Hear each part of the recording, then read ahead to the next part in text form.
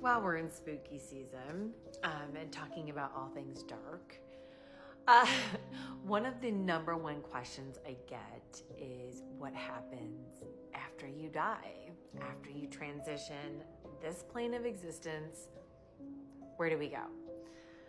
And, you know, as much as we are taught or led to believe that, you know, there's a heaven, there's a hell, or, oh, everybody's up there in heaven having a party.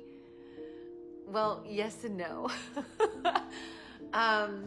You know, every soul goes through a process. I call it, you know, my guys have said they're processing, and that usually takes anywhere from like a couple days to a week, depending on the person. And they go through the transition of realizing that they've passed on. And, you know, they have their life review, they do all the things, and then, you know, their soul decides kind of what's next. And so since we're given choice at many stages and steps along the way, and there's always guides and helpers through each thing, even here. And it's, you know, let me just use my own personal examples.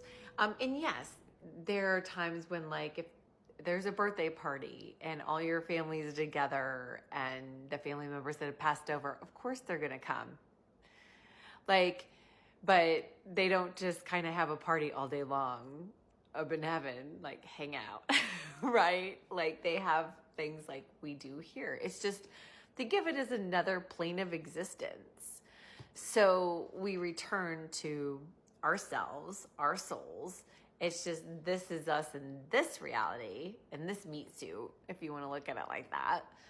And then our soul keeps evolving, keeps growing. It decides where it's going to go.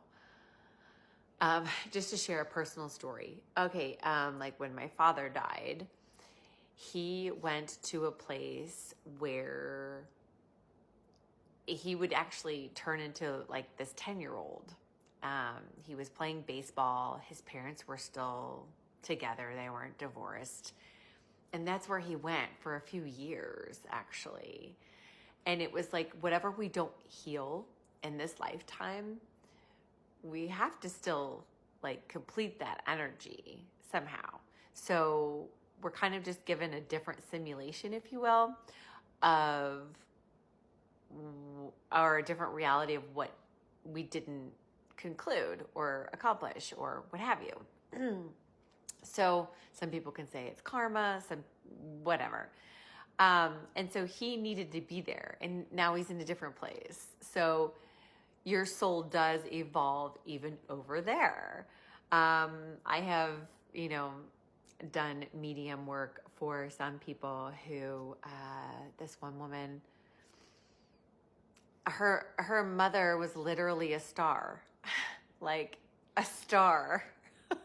Like she was so evolved, and so healed and so whatever. She literally, her energy turned into a star, which was the coolest thing ever. I was like, why do you keep showing me the star? I'm trying to contact her mother. And she's like, I am her mother. And I'm like, what? I didn't even know that, you know, was a thing. So it all depends on our consciousness. It all depends on our soul's evolution, the choices that we make here, the choices that our soul makes and those other planes of existences. And so it's vastly different.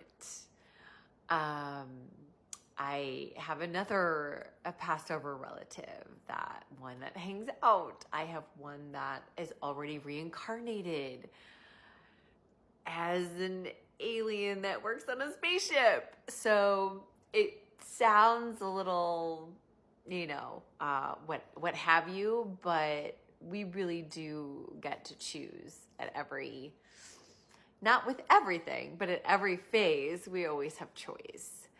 And so if I could bring anyone comfort, that energy as that person was here on earth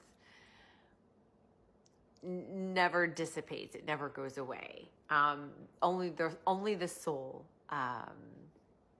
evolves and goes on, but the energy signature as that person was here. They will always, like, my dad will always be my dad, no matter how evolved he gets, even if he turns into a star. So yeah, I guess if I could tell anyone or bring anyone comfort, I have not encountered anyone that was in a, I don't know, want to say, quote, bad place. They're always in a healing place. And spirit guides for the highest good, they just have more intense therapy, if you will. So yeah, I hope this helps.